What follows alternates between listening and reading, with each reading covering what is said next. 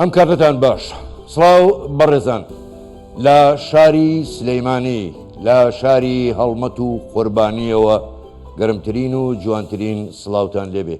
ئەم شەو لە دیبەیتێکی تایبەت سەبارەت بە یادی 33 ساڵەی ڕاپەڕین لەگەڵتان دەبین. 33 ساڵ لەمەوبەر چەخماخی ڕاپەڕین لە دەواازەی ڕاپەڕینەوە لە شاری ڕانەی قارەمانەوە دەستی پێکرد و وەکو ئاگر لە پوش بەر ببێ ئاوا وردە وردە شارەکانی تری گرتەوە. ئەوە بوو لە حوتی مانگ شاری سلەیمانی خۆرۆشە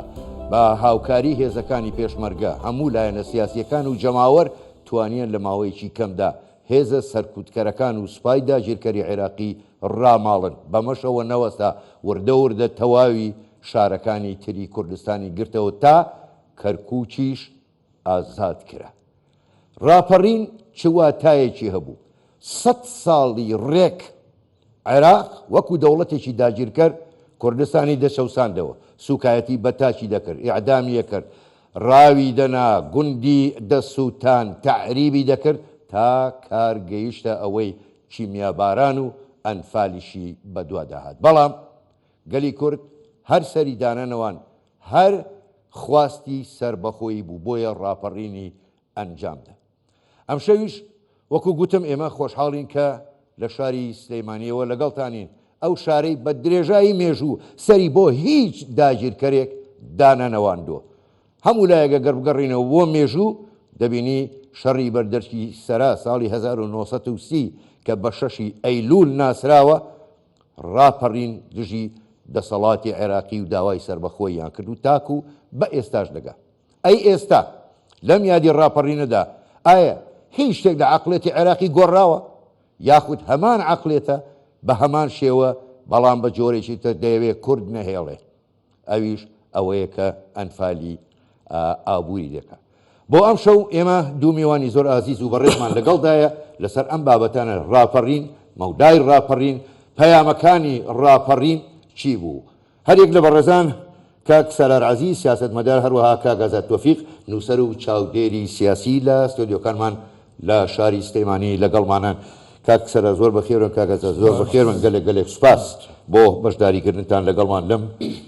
دیبەیتە گرنگە سەبارەت بە ساڵیادی ڕاپەڕین بە دیاریکراویش ڕاپەڕینی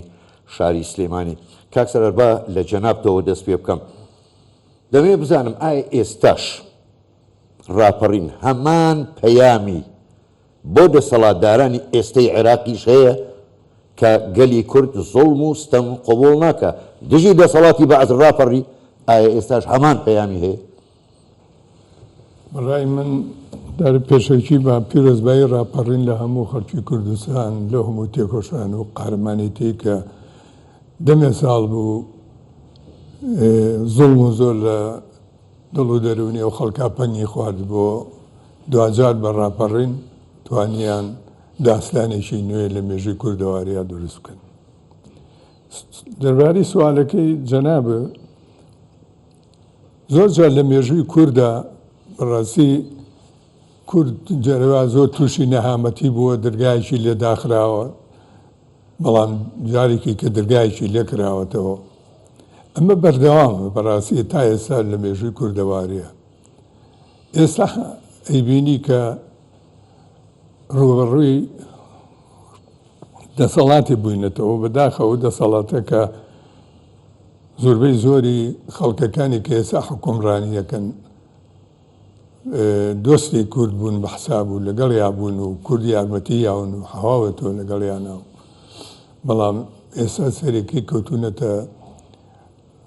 دەسەڵاتیان بەدەستەوەی بەڵام هەموو ئەوانەیان بیرچۆتەوە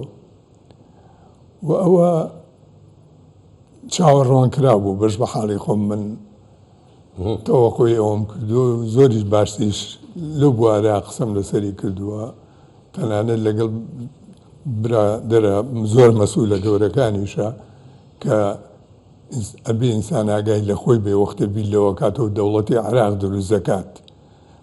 ئەوە بێتەوە بە دەوڵەت، ئەو دەوڵەتە، ئێمە دەوڵەت نین، ئەو لەشکر پایاکە و هێز پایاکە و علاقات دروست دەکات. باشە من بە یەکێ لەو بەڕێزانم وتوە ئەم جارەیان جاران ئیسفادەمان لە ئێرانە کرد وەش نامێنێ ئەم جارەیان لە جیاتوی بە دەبابی بێنە سەرمان با ئەڵڵاو ئەکبەر ێنە سەرمان جا ئەوە خەریکە ئەو مێژووە بەڕاستی ئەوان وابیری لەکەنەوە بەڵام من بۆ ئەوەندە هین نیم لە ڕاستیە متەشائیم بم پێم وابێ ئەوانەی ئەو ئەقڵێتی لەو بابەتانە بتوانن بەرامبەر گەلەکەمان بتوانن لە خۆیان ڕابگەرن. زۆر باشە کاک سەرەر پرس زۆرە کاک ئازاد با من پرسیارێک لە جەنابت بکەم هەم بە پێی یاسا هەم بە پێی عورفیش هەر حکوومەتێک کە دێتە سەرکار میراتگەری حکوومەتەکەی پێش خۆیەتی ئەم حکوومەتی ئێستا چە ئەمەی ئێستا بیانەوانی کە لە دوای 2023ەوە میراتگەری حکوومەتەکەی سەدام حوسێنن لە کاتێکدا عێراق تا $2 تەعویزی کۆیتیان کردەوە کە چونکە عێراق کوێتی داگیر کرده بوو بەڵام پرسیارەکەی من ئەمەیە تا ئێستا نە هیچ سەرکردەیەکی عێراقی نە هیچ حکوومەتێکی عێراقی نەک تەعویز یاخود قەرە بوو نەهاتوون داوای لێبوردن لە خەڵکی هەڵەبجە بە تایبەتی لە خەڵکی کوردستان بەگشتی لەسەر شیمیاباران و ئەنفال هۆکاری ئەمە چیە یعنی لە دڵەوە پێیان خۆش بوو ئەم ئەنفال و شیمیابارانە سپاس بۆ بەڕێستان جەنابی کاک سەرلال پیرۆزبایی ڕاپەڕێنی کرد با منیش سەری ڕێز و نەوازش بۆ شەیدانی ڕاپەڕین و گەلی کوردستان بەگشتی دابنێنم من پێم وایە ئەقلێتێک هەیە پێوتی ئەقلێتی شۆفێنی عەرەبی کە ناسیۆنالیستی عەرەبی تایە زاڵە ئەو ئەقلێتە لە ساڵی 1920ەوە کە دروست دەبێت تاکو ئێستا لەگەڵ کورد لەگەڵ بۆ بیستەکان لەگەڵ شیعە بۆ دوای 2004 لەگەڵ سوننە بۆ پەنجاکان و شەسەکان لەگەڵ تورکمان لەگەڵ کرد لەگەڵ ئاشووری نامتەجانسە عێراق دروستبوونی چۆنە عێراق لە ئەساسە کاک حاکم تەسمی عێراق تەسمیەی جوگرافی نییە تەسمیەی سیاسیە شتێک نەبووە ناوی عێراق بێ لە ساڵی 1950 ئێمە ئەگەر بۆ مێژوو سێریکەین من دوو جار کابینی حکوومەتی کوردی لە سەدەمی شێ مەحموود لە 1990 لەم شارە دروست بووە شتێک نەبووە ناوی عێراق بێ نمونەی کورد هەبووە نمونەی حکومڕانی کورد هەبووە بە ئیشکالێتی ئەوەی کە نەیتوانیوە سەرکەوتن بەدەستبێن ئەو مۆزۆیشکێ لە 20 عێراق دروستە بێ عێراق لە شیعە و سوننە و کورد دروستە بێ نەک لە عەرەب و کورد شیعە وەک بەشێک لە عەرەبێک کە هیلالی شیعی ئەوێ سنە وەک بەشێک لە عەرەب کە ئومەی عەرەبی ئەوێ کوردیش خەمی نەتەوەی هەیە ئەم نامتەجانسیە تا نوێی چواری 2023 دێت لە نوێی چواری 2023 هەمان ئەقلێتی شۆفێنی بە مشکلەیەکی تر بە فۆرمێکی تر بۆ ئەقلێکی شۆفێنی عەرەبی هەیە بە فۆرمی مەزهەبی جا ئەمە سەرەتای دروستبوونی با بڵین بەرەو فاشێتە عەقلێکی شۆفێنی نەتەوەیی کورد بێ عەرەب بێ تورک بێ فارس بێ ئینگلیز بێ سویدی بێ نەرویجی بێ ئەگەر بە فۆرمێکی مەزهەبی بێ لەوێ مەسیحی بێ لێرە ئیسلامی بێ لەوێ سونی بێ لێرە شیعی بێ لەوێ کریستان بێ لەوێ جوولەکە بێ ئەمە فاشێ دروستەکە بۆیە من هیچ ئەمەلێکم بە گۆڕانکاری لەو ئەقلێتان نییە بۆیە نایەت ئیدارەی خۆی بکە کە فعلەن درێژکراوی 2004 1920ەکانە هیچ سەدەمی مەلیکیە هیچ جمهوریە جمهوریەکانیش بە جۆرا و جۆر یەکەم دووەم سێم هیچ نوێیە بۆیە نەیە ئیدانەی خۆی بکات نەیەت ئیدانەی کیمیاباران بکات نەیەت تەعویز بات نەیەت بڵێ ئەو نیزامانەی ئەمەیان کرد ئەبێ من تۆ بە جینۆساید بناسێنم کاکە لە عێراقا سژنی سیاسی سەردەمی بەعس سژنی سیاسی کورد یەک ئیمتیازیان نییە یعنی تۆ ماڵی لە ناسریە بێ سژنی سیاسی بووی لە دەستی بەعس بەسەر چاو حەقەبوو ئیمتیازێکە دەبێ لە زەوی لە مەعاش لە چی هەمان سژنی سیاسی لە کوردستان کێمە نەک سژنی سیاسی کوردستان هەمووی سژنی سیاسی بوو کاکە ئەگەر وردی کەیتەوە ماڵی کوردیت هاجێکی سژنەوە بێ هەمان ئیمتیازمان نییە هەمان مەعاشمان نییە هەمان زەویمان ئەمە ئاکات بڵین ئەو ئەقلیەتە شۆفێنیە بە ئەمڕۆ بە لەگەڵ فۆرمی مەزەبیە خراپترە باشتر نییە زۆر باشە کاک سەلار ئێستا ئەم هەرێمەی کە دروست کراوە بە خۆ دەزانی ئەمە بە خوێن دروست کراوە 100 ساڵ خەبات و قوربانیدان بەڵام ئێستا عێراق جارێکی کە ڕەنگە دەوڵەتانی دراوسێشی لەگەڵدا بێ لە ڕێگای دادگایەکی بەناو فیدراالیەوە هەوڵی هەڵوەشاندنەوە بچووکردنەوە یاخود لە قاڵبدانی هەرێمی کوردستان دەدرێت هۆکارەکەی ئەمە چیە پێت وایە ئەو ئەقلێتەی کە ئێستا لە عێراق حکم دەکە هەمان ئەو ئەقلێتەیە کە بڕوای نەبە پێکەوە ژیان هەیە و نەبە مافە دەسووریەکانی گەلی کوردێ بێگومان ئەوانە ڕاستی هەتا بە چەپەکانی ژیانەوە بە قەومیەکانیانەوە بە مەزهەبیەکانیانەوە بە شیعە بێ بە سوننێ بووێ ئەوانە تا ئێستا کە ئەیان بینی تا ئێستا کە حتا لە نووسەرە گەورەکانیان کە خوێنێتەوە شتێک نییە لای ئەوان باسی مافی گەلی کورد بێ بە تەواوەتی باسی دەوڵەتی کوردی بێ باسی پشتیوانی گەلێک بێ ئەوانە لە لای ئەوان نییە و ئەوانە جوزی ئەکەن لە مێژوویەکی ئەتوانم بڵێم زۆر دواکۆتوو کە تا ئێستا لەم سەردەما کە بەشەرێت و دنیا بەرەو گەشەکردنێکی باشە ڕوا ئەتوانم بڵم ئێمە کە هەنگاوێک لە پێشەوانین بەڕاستی ئەگەر چەند هەنگاوێکیش نەبێ و ئێمە ئەو دەستکەوتانەشی کە بەڕاستی دەستمان کۆتووە بێ و باش زانین ئەو لە نەتیجەی تەوازێنی هێزەوە بووە ئێمە تەوازێنی هێز بە ساڵیحە ئێمە بووە بۆیە ئەوان لەو زروفە ئەوان سەلماندوەژینە ئەو دەسوورەشی ئەو مەوادانی لە دەسوورایەوەشیان ناسەلماند بەڵام ئێمە ئەو کاتە تەنیا هێز بووین لە کوردستانە هیچ کەسیشکە نەبوو عێراق لەشکری نەمابوو هەمی هەڵوەشا بوو بەڕێی من ئێمە ئەگەر مفاوەزێکی زۆر باش بووینایە ئەگەر وەزەکەیمان ئەو کاتە باشتر بخوێنایەتەوە هەرچەنە لە دەسوورەشتی زۆر باشتیایە بۆ کورد و ئێمە دۆستیشمان هەبوو لەو کاتا کە ئاعتیمادیان بەڕاستی کرد بوو سەر کورد ئەمانتوانی زۆر شتی خۆشمان فەرزکەی بەهۆی لەوەی کە ئێمە ئەتوانین داهاتوویەک لە عێراقا دروستکەین ئەو کاتە ئەمانتوانی زۆر شت بکەین جارێ نەمان هێشتایە کە ئەوە بە شێوەیە حتاگە تەوازنیش بگۆڕایە خۆ بێگومان تەوازن نەگۆڕێ ئێمە ناتوانین ئێمە کە ئیتیحادی فیدرالیمانەیە لە وڵاتی هێنانیمانە جارێ یەکێ لە غەڵەتەکانەوە ئێمە ئیتیحادێکی فیدرالی ئیداریمانەیە کە مەفروض ئێمە دوو ئیتیحاد لە بینی شانی کوردی لەگەڵ عێراقا بووە لەسەرەوە ساسە بووە نەک لەوەرەوەی سێ مەحافەزە کۆ بێت و ئەلانێکن ببن بە هەرێمێکی فیدرالیانە نەخێر مۆزۆ ئێمە چەندەها ساڵی خەباتی بۆکەین هەر لەم سەردەمەی کە هەمومان خۆمانی تیاداوە 50-60 ساڵی ما خەریکین باشە هەمیشەش گفتوگۆکان لەسەر قەزەی کورد بووە باشە وەرتی کوردی جۆ لەگەڵەوانە قسەی کردووە باشە داوی داخوازەکانی کوردی کردووە ئاژاوە و مەشاکیل و مشکلی اقتصادی و هەموو شتان لە ئەنجامی شەڕەکە دروست بووە بەهۆی ئەوەیە کە شەڕ لە کوردستانە بووە لەبەرەوە ئەبوو بەڕاستی ئەوە بکرایە کە ئەوە نەکراوە ئەبوو زەمانێکمان هەبووە زەمانێکی دەولیمان دروست کردایە چونکە ئێمە کوتم تەجروبەیەکی دوور و درێژ بەڵام کاکسەر ئێستا ئەوەی کە جەنابە دێڵی ئیداریەکەش ئێستا ئەوەشمان پێڕەوا نابین ئەوە تا ئاشکرا ئەیڵێن ئابێ دەستور هەموار بکرێتەوە و هەرێمی کوردستان نەمێنێ کاکە ئەو حەقی خۆیەتی وەکو کاگە ئازادیش باسی کرد چاکی هەڵسەنگان ئەوە جێوهەری ئەوانە ئەوە فکری ئەوانە ئەوە بۆچوونی ئەوانە ئەگەر گلەیە کە ئەبێ لە خۆمانی بکەین ئێمە گەلێ جار هەلمان بۆ هەڵکەوتووە نەماتوانین باش ئیستفادە بکەین لەبەرەوەی پێکەوە نەبووین بێوچینی جیاوازمان هەبووە باشە خەتەری دوژمنەکانمان بیت شۆتەوە زاکێرەمان زەعیف بووە بۆیە ئەوە بووە یعنی ئێمە ئەمانتوانی هەر ئەمانتوانی کارێکی وامان بکردایە جمهوریەتێکی فیدرالی زۆر دیموکراتی زۆر پێشکەوتووی زۆر دادپەروەری زۆر نازانم چیمان دروست کردا ئەمە نەجوان بووایە بە شەرێت بیپارچە لە ناوچەکە ئێمە تەوازن تێکچووە ئێستا تەوازن تێکچووە ئێمە ببی لەوکەین و چۆن تەوازن دروست دەکەینەوە بەڕێی من دروست دەکەینەوە بۆچی ئەگەر سەیری دنیای ئێستا بکەین سەیری گۆڕانکاریەکان بکەین لە جیهانە کە ڕووی داوە و خەریکە زیاتر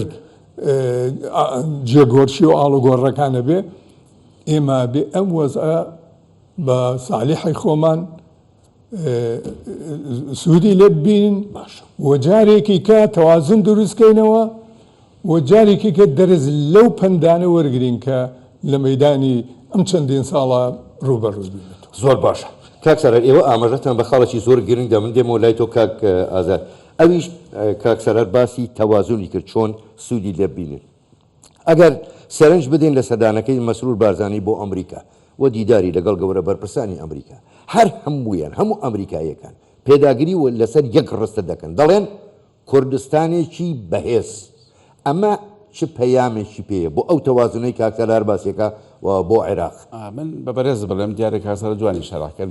فعلا بعد ئەوە نەتەشاوم بڵین باڵ نەکێشێ بە سەرمانە باشە. گۆڕانکاریەکان لەسەر ساحەکە بەتایبەت ڕۆژڕاتی ناوەڕاستەش زۆرە گۆڕێ. ئێستا هەستەکەی لە ساحەکە دوو قیوا هەیە. قیوایەکی گەوری عالەمی شۆڕەبێتەوە بۆ قیوای دەوڵەتی ئیقلیمی، شۆڕەبێتەوە بۆ ناو هێزە سیاسیەکانی ناو منتیقەکە. ئەم دوو قیوایە دیار لە سراع و ململانیان. ئەم دوو قیوایە من پێم وایە بە تەوازنی هێز هەروە بە ئاسانی بە نەمتێک ناڕوا کە لە ساڵحی ئەلف بێ و با نەبێ، لە ساڵحی بابێ و ئەلف نەبێ. ش زۆرە گۆڕێ. من پێم وایە سەردانی بەڕێز بەڵێ جەنابی سەرۆکی حکوومەت بۆ ئەمریکا بۆ خۆی کاریگەری گەورەی هەیە و پەیوەندی گەورەی هەیە و سەردارەکە مەڕی لۆبی گەورەی بۆ کراوە. ئەوان تەئکید لەسەر عێراقێکی بەهێز وها کەزا کوردستانێکی بەهێزەکەنەوە، تەئکید لەسەرەوەکەنەوە عێراقێکی دیموکراتی فیدراڵی بۆ تەئسیر لەسەر کوردستانێکی بەهێزەکەنەوە. واتە ئەمە واکات تاکو ئێستا تەیدی قسەی جەنابی کاکسالار بکەین کە تەوازن ئەگۆڕێ لە قازانجی هەرێمی کوردستان و با بڵین ئایندەمان ئایندەیەکی بەو شکرە لێڵ نابێت. زۆر باشە. کاک سالار من دەگەڕێمەوە سەر عەقڵێتەکەی عێراق کە هیچ گۆڕانکاری بەسەردا نەهاتووە. ئەگەر سیرکن ئەنفال کە کاتی خۆی سەدام حوسێن ئەنجامیدا قەتڵ و عامی خەڵکی کوردستانی کرد. ئێستا دادگایەکەیە بە حساب بێ دادگاکە فیدرالی بێ کە فیدرالی نییە، نە لە پەرلەمانەوە دەنگی لەسەر دراوە لەسەر دادوەرەکانی، نە یاساکەشی لێوەوە دەرچووە. ئەمەی کە ئێستا دادگای فێدرالی دەیکال دەیەوێ عەبایە کرایەسێکی قانونی بۆ بڕیارەکانی بۆ بچووکردنەوەی هەرێمی کوردستان، ئەمە ئەنفالێکی ئابووری نییە دژی خەڵکی کوردستان؟ یعنی 6 ملیۆن کەس تۆ تێ بیخنچێنی موچەی خەڵکی کوردستان نادەن. کاکە ئەمە دایرەیەکە باشە شتێکە دروست کراوە بۆ ئەوەی هەموو ئەوانەی کە ئێمە باسمان کرد، هەموو هێزانی کە بڕایان بە مەسەلەی میلەتەکەمان نییە، کە بڕایان بە دیموکراتیت نییە، کە بڕایان بە عەدالەت نییە، باشە کە هەموو مەسائلەکان تێکەڵای مەزهەب کردووە، باشە بڕایان بە پێشکەوتون ئەو شتانەی نییە کە ئێمامانێ ئەوە داردەستێکە ئەوان هەڵێ سۆڕێنن. باشە حالەتێکە مۆزەفە لەوێ دانیشتووە خۆی ناوی دادگای فیدرالی. ئەم دادگای ئەسڵان شەرعیش نییە، لە زمانی بریمەرەوە دروست بووە، هیچ گۆڕانکاریەک نەکراوە نەیانویستەوە بیکەن. ژیناگرەوە دادگایەکی عادیلە بۆچی لەسەر کۆمەڵێ مەسائل پچکۆلە هەڵایەتە بۆ لەسەر مادەی 140 هەڵنایەتی بۆ داوای ناکەن ئەبێ پێداگرتە بۆ مادەی 140 جێبەجێ کرێت 10 ساڵ بۆ پێش 15 ساڵ بۆ پێش. بۆچی لە زۆر مەسائلی گرنگی ترێ وەکو ئەنجومەنی فیدرالی ئیتیحاد بۆ نایکا کە ئەو نقطەکی زۆر مهم زۆرکە لەوێ ئەگەر ئەو ئەنجومەنە دروستکرا ڕەنگە نێتوانرای ئەو غەتەر لە کورد بکرێ، باشە چونکە توانی ڤیتۆ بەکاربێنی. بەڵام ئەوە معلومە ئەم دادگایە خەریکە ئەشبێ بە مەهزەلە لە ڕاستیە لە حەقیقەتە ئەوە نە قەراری جاری وایە لە ڕۆژێکە قەرارە دەرەکە دوێنێ ئشکاتیان کردووە، باشە دوێنێ شکاتیان کردووە بە دڵی خۆی بێ لە ساڵحی خۆیان بێ دێن بڕارەکە ئەن. لەبەرەوە ئێمە وەکو هەموو کوردێک هەموو ئینسانێکی کورد ئەگەر نیشیمانەکەی خۆی خۆشەوێ گە تۆزێ وشیارە ئەبێ جارێ مقابلەکەی بناسێ کە چییە، ئەبێ هەموو ئەو مەسیاتی کە بەسەری میلەتەکەمانە بۆ هەموو ڕۆژێ لەگەڵ یابژی، باشە ئەبێ هەموو ڕۆژێ بۆ مناڵەکانی باسکە بۆ ئەوی جاریش کە ئەوانە ڕوونایەتەوە و ئەبێ باش لای ڕوون بێ، باشە کە ئەوانە ئیکەن جەولەیەکی ترە لە دژایەتی میلەتەکەمان و توانەوەی ئەوەی لە ڕابردووان ڕوویاوە جارێکە بیانوێ خەیاڵیان لەوای بیانوێ بیکەن جاگەر بۆیان کرێکەن. باش کاگازات بابینەوە سەر ڕاپەڕین بە خۆ دەزانی یەکڕیزی لایەنە سیاسیەکان ئەو کاتە و هەروەها تێکەڵاوبوونیان لەگەڵ جەماوەر ڕاپەڕینی لێکەوتەوە و دەسەڵاتی ستەمکاری عێراقی هەمووی ڕاماڵی. ئێستا تا چەند جارێکی کە یەکڕیزی لایەنە سیاسیەکانی کوردستان گرنگە بۆ بەرەنگاربوونەوەی ئەو زوڵم و ستەمەی کە ئێستا دەسەڵاتدارانی عێراق لە کوردیەکەن. من پێم وایە لە دەرەوەی یەک خیتابی سیاسی زۆر مشکلەیە هەنگاو لە دەرەوەی یەک خیتابی نەتەوەی نیشتیمانی ئیداری زۆر ئیشکال دروستەکات. بۆیە بەڕاستی من پێم وایە حوتی سێ کە ئەکاتە ئەمڕۆی سلێمانی و پێری پێنجی سێ کە بزکەی ڕاپەڕین لە ڕانی ڕاپەڕینێت ئەو چرکەساتە چرکەساتی بەنەتەوەبوونی کورد بوو تۆسیرگە کاک حاکم ئێمە هەموو بە یەکۆ ڕاپەڕین هەمووش بە یەکۆ ڕەومان کرد واتە هەموو لە ڕۆژی فەرەحی ڕاپەڕینا کورد بەشدار بوو هەموو لە ڕۆژی نەهامەتی و هاتی داگیرکەرا کورد ڕۆی هەم بەشدار بوو واتە چرکەساتی ڕاپەڕین چرکەساتی ڕەوەکە چرکەساتی بەنەتەوەبوونی کورد بوو ئیسپاتبوونی تۆ هێزێکی سیاسیت و تۆ نەتەوەیەکی جیای نەتەوەکانی تر من بە بەڕێز بڵێم کوردستان گیرایەوەکو ناوڕاست و خواروی عێراق بەڵام هەم ڕاپەڕین بووە لەم سلێمانیا مانگیدا تەواو حکومەتی عێراقی پاشەکشەی کرد ئەی بۆ لە ناوەڕاست و خواروی عێراق بەردەوام نەبوو زانی سەبەبەکە چییە؟ خەمی کورد و خەونی کورد جیایە لە خەم و خەونی عەرەبی عێراقی با بە سەراحەت بیڵێن کەس عاجز نەبێت خەمی کورد و خەونی کورد خەمی کورد واتە ئەو ئەنفالە ئەو چیمیابارانە ئەو جینۆسایدە لێرە بگیرای تایە لە ساڵی هێشتا تۆ مخەڕی بووی تۆ ئەدامە کرایی تۆ سەرنگومە کرای ئەلێرا یعنی لەم چەما لەم دۆڵا لەم دەرەوەی سلێمانی کەوسە سلێمانیە تا شەکرەکە بووە بێنە بەرچاوی خۆت ئەم خەونە نابێ بە خەونی خەڵکیی ناسریە خەڵکی بەسڕە خەڵکی بابرین حەلە و کەربەلا و نەجەف بۆیە ئەم خەونی کووردە دالەوە کات چین چۆن ئەو خیتابە دروستکەینەوە بەڕاستی یەکێتی و پارتی بە پلەیەکەم بەرپرسی ئەو خیتابن ئەبێ یەکێتی و پارتی تەنازول بۆ یەک بکەن بشنە ماڵی یەک ئەم دوو هەنگاو ئەو چوار هەنگاو ئەم شەش ئەمە بۆ قەزەیە ئەمە بۆ ئایندەیە ئەمە بۆ پاراستنی کیانە ئەمە بۆ سربەخۆییە ئەمە بۆ شتی ترە بەدوایەت هیچ ئشکالێک نییە یعنی ئێمە ئەوەنەی مەسەرەن پشی لەگەڵ ناوەڕاست و خواروی عێراقاکەوێنە بۆ خۆمای ناکەین یعنی پێم وایە سلێمانی و هەولێر تا نزیک بن لە یەک لە قازانجی کوردە لە قازانجی خۆیانە سلێمانی و هەولێر تا دوورکەونەوە لە یەک لە قازان لە زەرەری خۆیانە و لە زەری میلەتەکەمانە بۆ یەک خیتابی یەکڕوانین بۆ قەزای نیشتیمان زۆر گرنگە زۆر باش کاک سەرار جەنابەت یەکێک لە سیاسەتمەدارەکانی کوردستانی شوێن پەنجەتان دیارە پێشمەرگە بوون من ئەمەیە پرسیارەکەم ئەمەیە هیچ کاتێک کورد مەترسی نەبووە سەر گەلانی دراوسێن نەبووە سەر خاکی هیچ کەسێ ئێستا بە هەمان شێوە هەرێمی کوردستان هەرێمێکی سەقامگیرە جێگە ئەم هەموو پەنابەر و خەڵکە هاتووە لێرە پەنای بۆ هەرێمی کوردستان هێناوە ئێمە هیچ زیانێکمان نەبوو دەوروبەر نەبوو عێراق نەبوو دەوروبەریشەی بەڵام هۆکار چییە هەم عێراق ئەمان لێ لە وڵاتانی دەوروبەر دیسانەوە ئەیانەوێ ئەم هەرێمەی کە بە خوێن دروست بووە قوربانیدانی بۆ دراوە دەیانەوێ بچوشی بکەن و نەیهێڵن لەبەرەوەی ئەم هەرێمە بەڕاستی هەر هەموو پاچەکانی کوردستان تەماشایەکەن تۆ بتێ و نەتەوێ قووەتێکی معنەویانت هەمووی چاوی لێرەیە هەمووی حەزەکات ببێ بەهێزتر ببێ بە دەوڵەت چیانێکی بەهێز ئەوانی دەوروبەرمان باشە مازانن و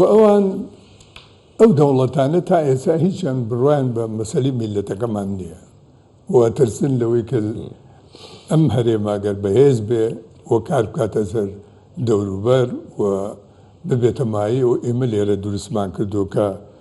بەڕاستی بە خەباتی و تێکۆشانی میلەتێک ئەوە جاریشکە لەلای ئەوانە ڕووباتەوە لەبەرەوە ئەوان بە پلان و بە بەرنامە ئیژەکەن نەخشەیان داناوە بۆ ئەوی چۆن ئەم هینە لابن یەکێک لە نەخشە هەرە مهمەکانیان و کە لە کۆن و تا ئێستاش ئەو کاتانی کە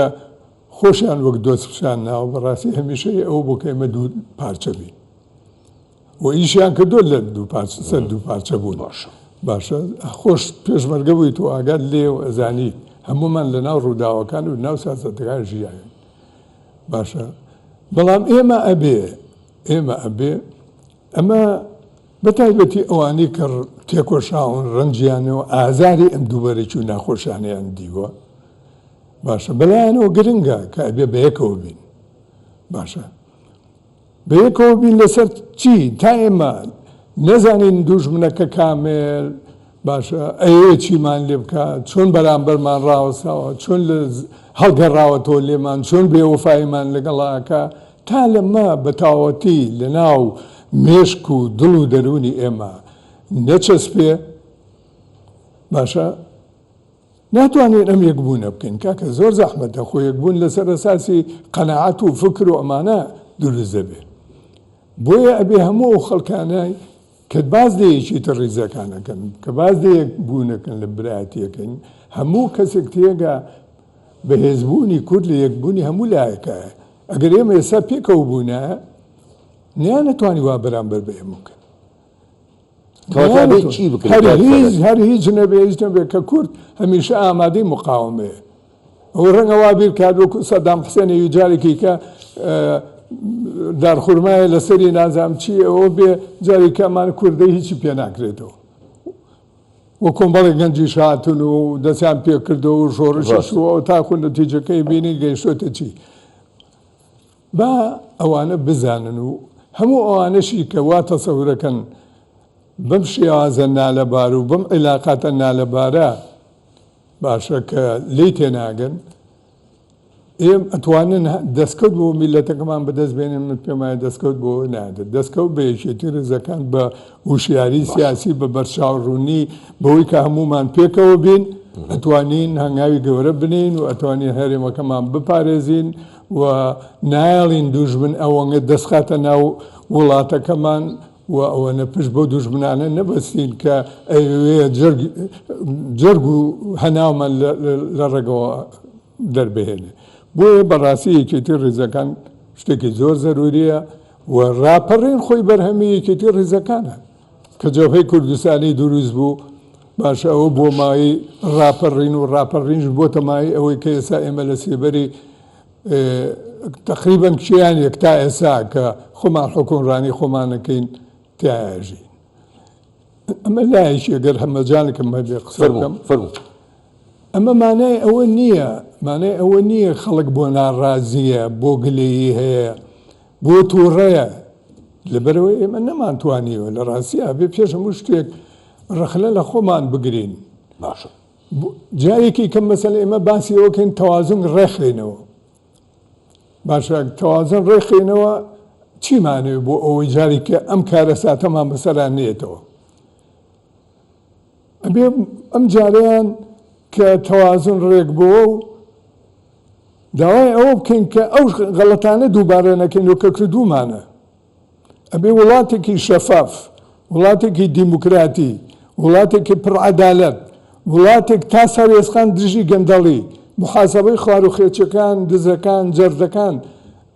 بەڕێوام ئەوە بێت چونکە خەڵکێک لەو کاتانەشە کە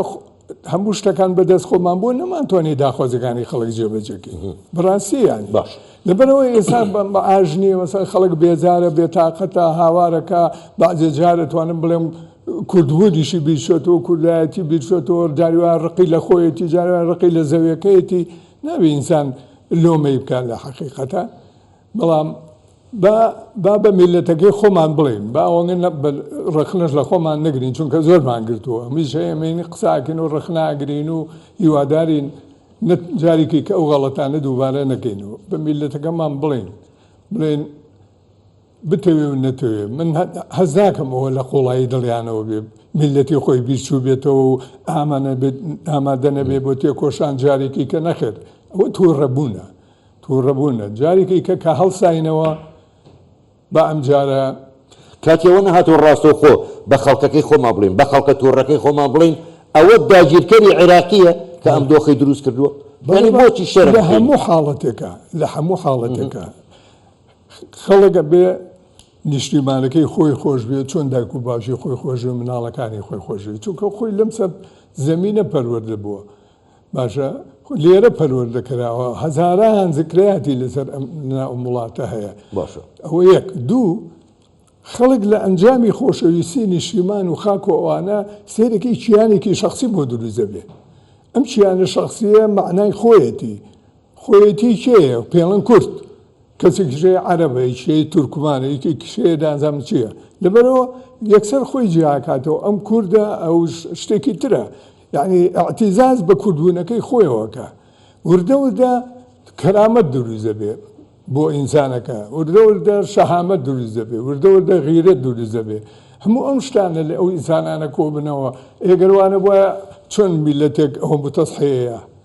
چۆن خەڵگە بوو بە پێشمەرگە چۆن سنگی بەگوردنەوە ئەنا لەسەر جادەکانە پەلاماریە و ڕاپەڕینێ کرد لەبەرەوەی ئەو شتانەی تایە من پێم وایە ئەو شتانە لە ناو میلەتەکەمانە ماوە معنای ئەوە نییە خەڵکانی کیشە بۆ خۆیان فرۆشت و جاری وایە زۆریش بوون کەمیش نەبوون بەڕاستی بەڵام بەڕاستی دایمەوان ئەقەلیت بوون من پێم وایە زۆربەی میلەتەکەمان باش ئەبێ هەرێمەکەی پارێزێ چونکە هەمومان بندین بۆ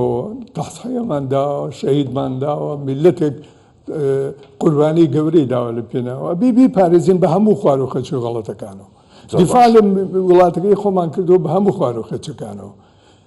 جگە لەوەی کە بەڕاستیش من قسەی کەشمێ ئەوەی ژەوەیە زۆر مبالەغا ئەکرێ خەڵک هانێنرێ بۆەوەی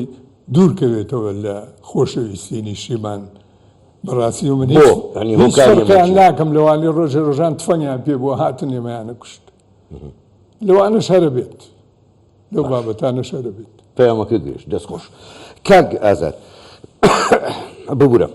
دەستوری عێراق بە هەموو کەم و کوڕیەکانی من باسی مافەکانی گەلی کوردستانەکەم لە دەستوری عێراق تا ڕادەیەک تیا چەسپاوە بەڵام ئێستا دەسەڵاتدارانی عێراق نانەوێ ئەو دەستورش جێبەجێ بکەن زیاتر لە 55 مادەی دەستوری پێشێل کراوە سەرباری هەموو ئەوانە دێن جۆرێک لە ئەشکەنجەی خەڵکی کوردستان دەدەن لەوەی کە موچەی موچەخۆرانی خەڵکی کوردستان دەبڕن باشە خۆ موچەخۆرێک شەر نییە پارتی بە یەکێتی بە شوعی بێ ڕەنگە هەر پەیوەندی بە هیچ سیاسەتێکەوە نەبێ کەواتە ئەم عەقڵیەتەی کە لە عێراقە بۆ دەیەوێ لە ڕێی برسیکردنەوە چۆک بە خەڵکی کوردستان دابدە من بە سەرەتا ڕخنەی لە خۆمان بگرین ئێمە بۆ ئەو بیانۆمان ناوە بە دەست دەوڵەتی عێراقیەوە کەوامان لێ بکە ئەمە ئیشکالەکەیە ئەخەتوێ لە بەرچای خۆت مامۆسایەک سێمان موچەوەەر ناگرێت ڕاست ئێکە سێمان موچەوەەر ناگرێت مؤەزینێکی مزگەوتی ژوەری ناگرێت خانشینێکی پێشمەرگە ژوەری ناگرێت فەرمانبەرێکی ژوەری ناگرێت خانووی خۆشی هەبێ بەچی بژی بابلین کرێژ نایە ئەی نەخۆشی نابێ ئەینان ناخوا ئەیجل لەبەر ناکە ئەی نایەتە دەرەوە ئەی سواری پاس نابێ ئەگە سارێکی بێ بەنزینی بۆ ناکڕێ ئێمە جارە باب ئەم ڕخنەی لە خۆمان بگرین بۆ یەڵامان کار بگاتە ئەوە یەک ختابمان نەبوو یەک ڕیامان نەبوو یەک دنیا بینیمان نەبوو کە ئەوان وامان لێ بکە دوو مەسەلەی دەستور بیر نەچێ کاکسەرە جوانی باس کرد تەوازنی قیوا بوو شتی جوان لەناو دەستوری عێراق جێی بۆتەوە کۆمەڵانی خەڵکی کوردستان بزانن دەستوری عێراق 22 لەسەر 7 نییە نەگۆڕێ ئەگەر ئەم ئەقلێتە شۆفێنیە بە فۆرمی مەذهبی ئاوا بەردەوام بێ کە من تەشیدم بەردەوامیشە ئەبێ بزانێت خەتەرێکی گەورەیە ئەم خەتەرە گەورەوە ئاکات تۆ ینی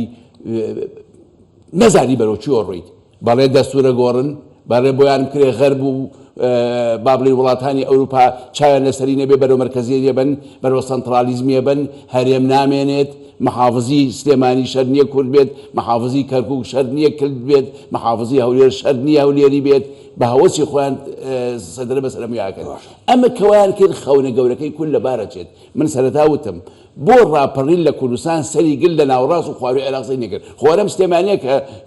حوتی سێ ڕاپەڕی و هەشتی سێ کەسی دیانەما دوی چوار ڕامان کرد دەوڵەتی عێراق و بەعس هاتەوە بەڵام مانگی دەجارتی کردمانەوە خەم و خولیا خەونی کورد تاکی کورد و بساوی نیە بە تاکی عەرەب ئەمە چۆن تەبەلور پێ بکەین ئەمە چۆن لە ناوەڵگا من با من یەکشت پێ بڵێم زۆر گرنگە فەرموو من ئەحسایەک و ژمارەیەکم لایە لەوانەیە ئێستا حتا بینەرانی خۆشەویست لایەن سیر بێ لە 29 سێی 1970 بڕیارێک دەرەچێت لە قیادەی سەورەی سەردەمی بەعس باشە لە 29 سێی 1970 قیادەکە بریتە لە چی عەلی حەسەن مەجید ئەکرێ بە قایدی مطلقی کوردستان باشە تا ڕۆژی 23 چواری هێشتاونەوە یعنی هێشتا حەو بۆ هێشتاونەوە مانگی سێ بۆ چوار ئەکاتە 2 ساڵ و 25 ڕۆژ لەم 2 ساڵ و 25 ڕۆژە بابن حساب بکەین نەک لە 68 بەعس تانەوە یەک لە 23 لە 29 سێ هێشتا و حەو عەلی حەسەن مەجید ئەبێ بە قایدی مطلقی بکوژ و ببڕی کوردستان تا ڕۆژی 23 چواری 1970 ئەکاتە 2 ساڵ و 25 ڕۆژ 2 ساڵ و 25 ڕۆژ ئەکاتە 755 ڕۆژ ناکاتە 755 مانگ ناکاتە 755 ساڵ 755 ڕۆژ هەناسەیەکە لە تاریخە لەم 2 ساڵ و 25 ڕۆژە مزغاری کارشقانی هەڵەبجە بێ 52 کەسەکرێ بەژێر خۆڵ و کارشقان تەختەکرێ ئەنفالەکرێ 182,000 کەسە کوژرێ شانزەی سێشتاوەش کیمیابارانەکرێ 5,000 کەس بە 50 دقە شەهید دەکرێ لە عەسکەر لە گۆبتەپە لە قەراخ لە سێوسێنان لە دۆڵی بازێ لە بادینان کیمیاباران کرێ و خەڵکە کوژێ نزیک بە 200,000 مرۆڤی کورد لە نێوان 1970 بۆ 4 لە 2 ساڵ و 25 ڕۆژە شەهید دەکرێت 200,000 تەقسیمی 755 بکە هەموو ڕۆژێ تاچی کورد 264 کەس میلەتی کورد 264 کەسی لێ کوژراوە ئەگەر مبالغەی کورد قیادەی سیاسی کورد بڵێن 200,000 ئەلفانمان نییە 100,000مان هەیە باشە 5,000 هەڵەبجە 5,000 نییە 4,900 باشە 52 کانشقان نییە 50 هەفتای سێوسێنان نییە 60 هەشتای بادینان نییە 45 نیوەی لێلابە هەموو ڕۆژێ 132 مرۆڤی کورد لە ماوەی 755 ڕۆژ لە ماوەی 2 ساڵ و 20 ڕۆژە شەهید دەبێت ئەمە زۆر لەوە گەورەترە کە ئەمە پاساو نییە بۆ ئەوەی حکوومەتی هەرێمی کوردستان مقەسیرە لە موچە حکوومەتی هەرێمی کوردستان مقەسیرە لە ئەدای نیشتیمانی لەگەڵ هێزە سیاسەکان حکوومەتی هەرێمی کوردستان ناتوانێت خەونی تاکی کورد خەونی مناری کورد خەونی مامۆسای کورد خەونی مەلای کورد خەونی فەرمانبەری کورد بێنتەدی ئەمە پاساو نییە بۆ ئەوە کە ئێمە مەسەرەن قسە بە هەرێمەکەمان بڵین قسە بە نیشتیمانەکەمان بڵین بەڕاستی ئەبێ ئەومان لەبیر بێ تەبەلورکردنی ئەو کەیسە بە جۆرێک ئەبێت کە ئەبێت تاکی کورد لە پاڵ ئەوەی مافی ڕەوای خۆیەتی بودجەی بێ ئەمنێت و پارێزراو بێ نان و ئازادی هەبێ ئەبێ ئایندەشی قوبوڵ بێ من تاکید بەڕێز کاسا دەکەم کە ئەم میلەتە وای لێت تاکی وایە وەختی وایە با بڵین بێز لە کوردبوونی خۆی ئەکاتەوە ئەوە مۆقەتە ئەوە جیوەیە جوڵێ ئەوە تاکی کورد بوو بەرامبەری حوتی سێ ئەم لە سوورەکەیە هەر تاکی کوردە سبەینێ ئەگەر لێرە ژیانی ئەمین بێ ئایندەی دیاری بێت لە ئەڕوا بەرەو کەرکووک ئەڕوا لە چەمچەما بەرەو کەرکووک چەمچەماڵی بانی مەقان لەسەر هەرێم نییە ڕاستکە ڕۆژی 9 2023 کە سقوتە بێ ئەوە ئایدی دەوڵەتی عێراقیە لێوە چەکەڵەگرێ بۆیە بەڕاستی من پێم وایە ئەبێ ئاگامان لە خۆمان بێ ئەم دەستورە 22 لەسەر حەو نییە ئەم ئەقلێتە بزاڵ بێ و ئەم ئەقلێتە شۆفێنە مەزەبیە ئەم دەستورەیە گۆڕێ بەرەو سەنترالیزمانە بات بەرەو مەرکەزیەتمانە بات بەرەو شۆفێنی و فاشێتی دەسەڵات ئەبات ئەو کاتە نە مەعاش دادەدا نە موشە دادەدا نە سیکۆریتیی و ئەمنیشی دەپارێت باش کاگەزات کەواتە ینی ئێستا ئەرکێک کەوتۆتە سەرشانی هەموو لایەنە سیاسیەکان هەروەها تاکی کوردیش ئەوەی کە هەمومان پێوەی ئەتوانین پابند بین و پێوەی بژین ئەم هەرێمی کوردستانێکەوەتە چۆن ئەبێت دیفاع لەم قوارەی هەرێمە بکرێت بە پلەی یەکەم یەکێتی و پارتی و گۆڕان بەرپرسن یەک لە حکوومەتان و هێزیان تەشکیل کردووە ئەم سێ هێزە سیاسیە لە ناو با بڵین لە بادینانەوە بۆ هەڵەبجەی لای من هەمووی ڕۆچووە لە هەڵەبجەی لای من پارتیتیایە کێتیتیایە گۆڕانیتیایە بە پلەی یەکەم کۆمەڵیتیایە یەکگرتوویتیایە شوعیتیایە سۆسیالیستیتیایە من ئەبێ معارەزەش ئەوەنە نەیە فرسەتەکە بقۆزێتەوە بۆ هەندێشت یعنی حەز کادێکێتی و پارتی و گۆڕان سەرکەوتوو نەبن بۆی کورسێ زیاد بێنێ ینی سوالی دەنگ نەکات حەزکاکێتی و پارتی و گۆڕان فۆرمێکی جوان پێشکەش دەکەن بۆی دەنگێ زیاد بێنێ ئەبێ ئەمان فشار بکەن لەسەر دەسەڵات یعنی خۆیەکی و پارتی ناتوانن بشرا حوتە بەقی عاسمان یعنی خطابێکی سیاسی ئەبێ هەمان نیشتمانمان خۆش بێ هەمان کورسانمان خۆش بێ هەمان دیفاع لەم هەرێمە بکەین ئەم هەرێمە بڕواتە بێ وردی کەیتەوە هیچ شێ مەحمووە هی شۆڕشی بەرزانیەکانە هی شۆڕشی ئەیلولە هی شۆڕشی نوێیە هیچ چیمیابارانە هی ئەنفارە یعنی ئەمە با بزانین ئەمە تاکی کوردنیە لێبەری بێ و خێزانی کوردیش نێ ببرێ خێزانێک لەم شارە با بڵین کوڕ و کچێکی و دایک و باوکێکن بۆ خۆیان کاسپیان کردو هیچ کوڕەکەی نەبوو بە پێشبەرگە کچەکەی تەنزیم نەبووە ئەم خێزانە بەس داڵتەی پێشبەرگەی یاوە ئەم خێزانە بەس پاری بۆ پورزاکەی ناردووە ئەم خێزانە ئامۆزاکەی هاتوتە شار شۆ لە ماڵی اختیفا بووە خێزانی کورد نییە نەهامەتی نەدیبێ لە سەردەمی داگیر کەراتی بەعسا لە سەردەمی مەلیکیەوە بۆ جمهوری تاکو ئێسا بەڵام ئەم خێزانی کوردە بۆیە ئەم بەرهەمە بەرهەمی هەمومانە هی ئەوە نییە ئەمڕۆ موچەکە کەمە موچەکە نات و موچەکە ڕۆژ ئەبێ چیانی هەرێم ئەبێ حکوومەتی هەرێم چیانمان و ئەبێ ئەم قوارەمان هێڵی سوور بێ بەڵام لە پاڵەوەشا بەڕاستی خەڵک نان و ئازادیە ڕاستە کاک سالار مادام کاک ئازاد باسی ئۆپۆزیسیۆنیشی کرد و باسی ئەوەی کە چۆن دەبێ یەک ڕیزبی من دەمەوێت پرسیارەکەم ئەمەیە لە جەنابەت یعنی زۆر چاکە لە هەموو دنیا ئۆپۆزیسیۆن هەیە بەڵام ئۆپۆزیسیۆنێکی نیشتیمانیە بۆچی لە لای خۆمان جۆرێک لە پۆپۆلیزم جۆرێک لەو ئۆپۆزیسیۆنە دروست بووە کە ئۆپۆزیسیۆنێکی کوردستانی نییە بەڵکو بە جۆرێک لە جۆرەکانی پۆپۆلیزم خەڵک هان دەدا یان سارد دێکاتەوە لە کوردستانی بوون و وای لێکە دژی قوارەی هەرێم بێ وڵا ئۆپۆزیسیۆن هەیە نیشتیمانیە لە سەردەمانی شادیومانە حەقم نییە بەسەرەوەی چۆن یعنی ئایدۆلۆژیەتی چییە زۆر مووقفیان باش بووە مدافع بن لەسەر قەزای قەومی لەسەر ئەو غەدرانی کە کراوە بە تایبەتی ئەو کاتانی کە ڕیفراندۆم ئەوانە کرا هەندێک لەو حیزبانە زۆر مووقفیان باش بووە لە ڕاستیە ئۆپۆزیسیۆنیش بوون هەشە ئەشخاصن کاکە ئەشخاصن ئەوانە لە ئەنجامی ئەو پن خواردنەوەیە باشە لە ئەنجامی ئەو کەم و کوڕیانی کە ڕووی داوە کە کەم و کوڕی یەکجار زۆر بوون ئەژینا لە هەموو شوێنەکە کەم و کوڕی هەیە بەڵام لای ئێمە لە بووە هەموو بوارەکانە ئەتوانم بڵێم کەم و کوڕی زۆر زۆر گەورە بوو لە ئەنجامی ئەوە خەڵکانێکی گەنج و ئەوانە دروست بن ناڕازین پارەی پێ نییە باشە ئەو لەو سەردەما کە ئاوا کات و کوێ بێ با سەیری پاریس کەم بە ڤیددیوێتە بەردەمی سەیری ئێوەگە با سەیری تۆچۆ بکەم با سەیری نازام چۆکە سەیرەکە لەوێ باڵەخانە و ژیان و گوزەران و خەڵک و جلەکانیان و هەموو شتێک ئەو گەنجە کە بەڕاستی عەقڵێکی سەردەمیانەشی هەیە تێگە ئەو شیارە زۆریان لەوانە خەڵکی هونەرمەندن و یعنی مۆسیقارن باشە لێزانن ئەتوانن شت بنووسن ئەتوان قسە بکەن دەمیان گەرمە شتە لەوانە ڕەنگە هەندێک لەوانە ئەو حیزبانی تریان پێ نەبێ پێ قبوڵ نەبێ دێن کۆ بنەوە بەس ناخۆشیەکە لەکوایە لە پڕێکە یەکێک دروست دەبێ باشە خۆی ساغڵم نییە خۆی ئەو پیاوە نیشتیمان پەروەری نییە ئەو کوردە زۆر دڵسۆزە نییە بڵێ من ئەوە نیشتیمان سەرمان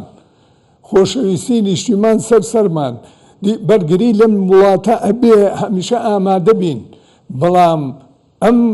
حکوومەتە ئێمە زۆر خراپە زۆر وایە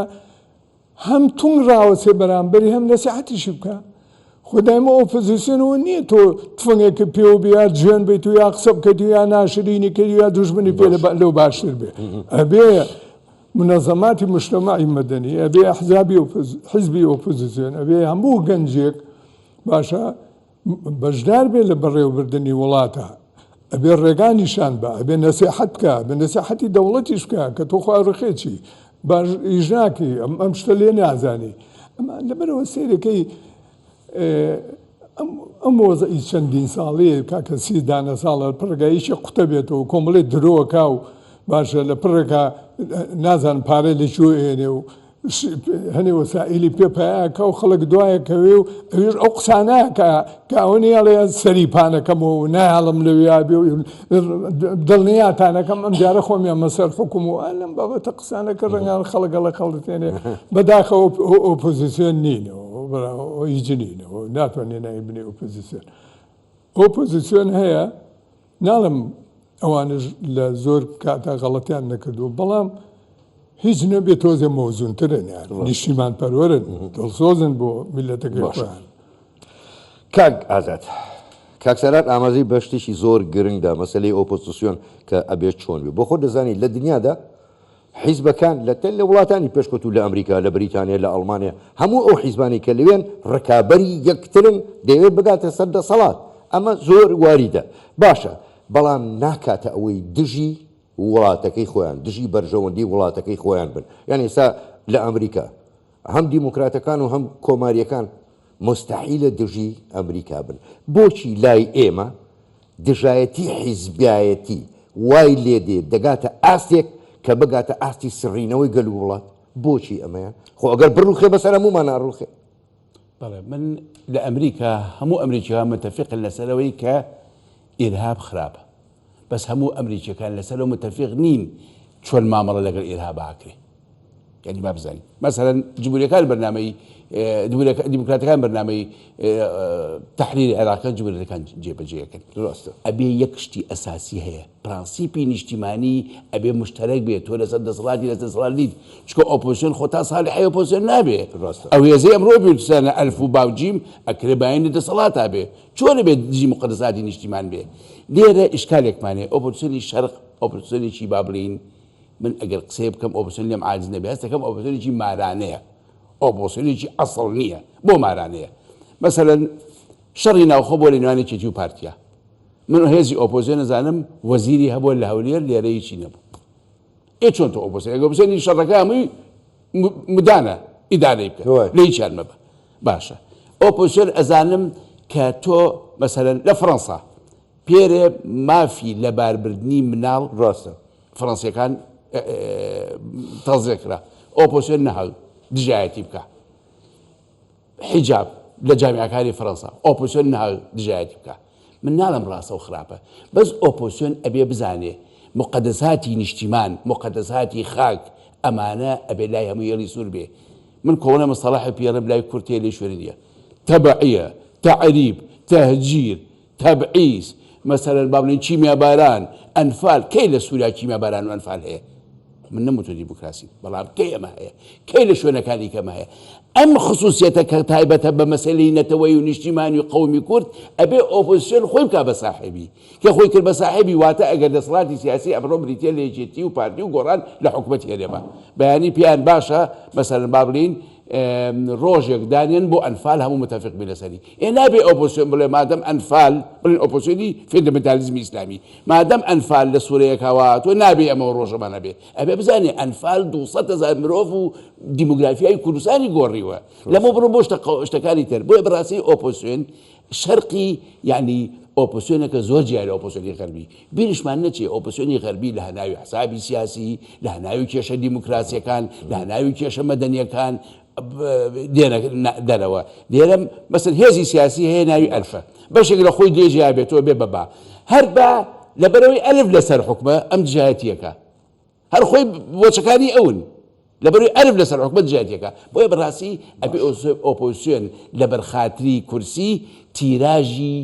زیان نەکا بەوەی سواڵی دەنگ بکە با ئەکێتی و پارتی و گۆڕان کاری خراپ بکەن کارەبان نێن ئاو نەبێ جادە قیر نەکەن بۆ ئەم بێ لەسەر حکوم ئەبێ بزانێت مەسایلی خدمەت گوزاری مەسایلی نیشتیمانی هەمووی هێڵی سوورە چەند دەسەڵاتی سیاسی دیفاع لەم هەرێمەیەکە لەم حکوومەتەیەکە هەبێ ئۆپۆزیسیۆنش بیکە بەڵام دیارە بە بەرنامەی خۆی دیارە بە ملاحەزەی خۆی دیارە بە سەرنجی خۆی دەست خۆش بێ کاک سەرار کاک ئازاد کاتم زۆر کەما بەڵام پرسیارێکم هەیە بۆ هەردووکتان ئێستا دیسانەوە جارێککە قوارەی هەرێم خەڵکی کوردستان گەلی کوردستان کەوتۆتە بەر هەژمونێکی شۆڤێنیانە با بەسەراحەت بیڵێن لەلایەن عێراقەوە هەر لە برسیکردنەوە هەر لە تعریبۆ کە ئێستا لە کەرکووکەیە کەواتە پرسیارەکەی من ئەمەیە بە چ شێوازێک دەتوانین بەرەنگاری ئەم هەژمونە ببینەوە و نەیەڵین ئەم قوارەیە هیچی لێبێت وەکوتم پێشەموش تێگە بێ بزانین ئەوەی ئەمڕۆ بناوی دادگای فیدرالیەکەوە نەهجی ئەو دەسەڵاتەیە کە ئەتوانم بڵم سەدان هەزار چەکداری هەیە بەڕاستی و خەڵکی دەوڵەتی لە پشتەوەیە باش جگەلەوە بەرەو مەسەبیە ڕوا مەسەب معلومە هیچ بڕای بە قەزەی قەومی ئەمەی نییە ئەلفۆ با هەموو کەس پێویستە بیزانێ اینجا چۆن خۆمان لەبەردەمێنێ من کەس لەم دنیاە بەتەنیا نییە هەر یەکەی لەگەڵ چەمچێکە گرەی داوە من تەسەورەکەم تەسەورەکەم ئێستا ئەوە دروست بووە خەریکە بەرەیەک لە دوای شەڕی ئۆکراینیا و هاتنی وەختی خۆی داعش و باشە اینجا ئێستا بە تایبەتی شەڕی ئۆکرانیا ئەوە هەم مووقفی ئەوروپا ئەبینی و مووقفی ئەمریکا بینی و مووقفی دەوڵەتانی کە ئەبینی ئەنجا ئەم ململانێ گەورەی کە ئەمڕۆ گەڵ ئێرانە هەیە و لە ئێرانیش حیزب وڵای هەیە و حوسیەکانی هەیە و لە عێراقا ژمارەیەکی زۆر یان نتوانم بڵێم لە عێراق لە هەموو لایە بەقووەترە باشە ئەمە وای ئەکا سەفبەندی دروست ببێ یا دوو جەبهە دروست ببێ یا دوو سەنگەر دروست ببێ چونکە ئێمە پەیوەندیدارین بە ئۆکرانیاوە بە شەڕی ئۆکرانیاوە پەیوەندیدارین بە کێشەی ئابووریەوە لە عێراقا لە منتیقەی شەرقی ئەوساتا بە سیاسەتەوە پەیوەندیدارین سعودیە ڕاستە لەگەڵ هینەکە لە بریسکی ناوە نازم بریکسی ناوە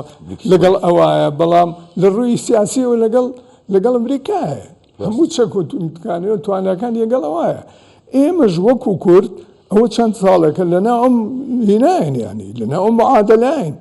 خۆ ئێمە بەتەنیا نین وڵای ئێستا بەتەنیا بووینە ڕنگ بوو زۆر خراپتریان بەسەرهێنین بەڵام من پێم وایە کە ئێمە و هەموو ئەو دەوڵەتانی دەوروبەر و ئەو هێزانی کە هەیە کە هەمووی پەیوەندیدارە بەڕێی من ئێمە لەنا ئەو ڕووداوە جیهانیانە خەریکە مۆقعی کوردستان بەهێزترە بێ چکە ڕووداوەکان واکەن ئەوت بۆ دروستەکەن بۆیە من زۆر فاعلم و من پێم وایە ئەگەر ئەم ڕووداوانی ئێستا دێن و ئەو معادلانی کە گۆڕاوە ئەم سەدبەندیەی کە ترە بێ بڵێ ئایا تۆ لەم سەر بەم سەنگەریە سەر بۆ سەنگەرەی ئەمانە جیاکرێتە وردەوردە تۆ بتێنێتەوە هیچ کێشە تێنەگا معلومە سەر بۆ سەنگەرەیە سەر بۆ سەنگەرە نییە لەبەرەوە ئەمە من پێم وایە مۆقعی ئێمە بەهێزەکە بەڵام گرنگەوەیە بزانین چۆن جارێکی کە چیەکەینەوە زۆر باشە دەستخۆشکا گازت هەمان پرسیار بۆ جەنابیش بوو کاتیشم زۆر کەماوە سپاسی دەکەم بڵێ من ئەو پرسیارە بە پرسیارێک وەڵامەوە هیوادارم و ئیشەڵڵا هەرواشە بێت تاچی کورد ڕێکخراوی مەدەنی کورد حزبی سیاسی کورد پێیان وان نەبێ دیفاعکردن لە خاکی کوردستان لە نیشتیمان لەم قوارەیە دیفاع لە یەکێتی و پارتی گۆڕان چونکە ئەوانە دەسەڵاتداری ڕادی کوردستانن خاکی کوردستان نیشتیمانی کوردستان قوارەی هەرێم لە یەکێتی لە پارتی لە گۆڕان لە کۆمەڵ لە یەکگرتوو لە سۆشالیست لە شوعی لە نەوەی نوێ لە چێ گەورەتر پیرۆزتر بەرزترە دەستان خۆش بێ گەلێک سپاس بەڕێزان کاک سالار عەزیز سیاسەتمەدار کاک ئازاد تۆفیق نووسەر و چاودێری سیاسی بەڵێ بەڕێزان جارێکی کە لە سلەیمانیەوە لە شاری هەڵمەت و قوربانیەوە جارێکی کە پیرۆزبایی ڕاپەڕین لە خەڵکی کوردستان و لە تەواوی کوردستان سەری ڕێز و نەوازشیش بۆ شەهیدان دانەبێنین ئەم دیبەیتەی ئەم شەویشمان لە شاری سلەیمانیەوە لە سۆدیۆکانمان لە شاری سلەیمانیەوە کۆتایی هات تا دیدارێکی کە شەوتان باش و خواتان لەگەڵ